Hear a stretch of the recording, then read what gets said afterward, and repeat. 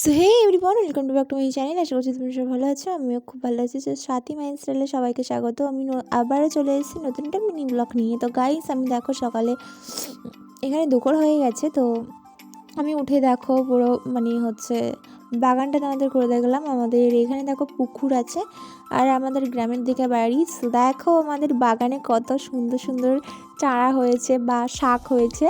তো আমি সকালে বাগানে গেছিলাম, তো সেই ক্লিপটাই তোমাদের আমি শেয়ার করছি।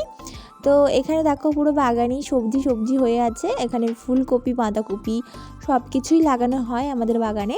সো আমাদের বাগানটা অনেক সুন্দর। সো গাইজ দেখো কত সুন্দর লাগছে যা সকালের সূর্যটা, আর কি সুন্দর লাগছে। আর ওলকপি পাতাগুলো কত সুন্দর খেলে যাচ্ছে। দেখো দেখো ছোট্ট একটা সিম, দেখো এই সবজিটাকে সিম বলে।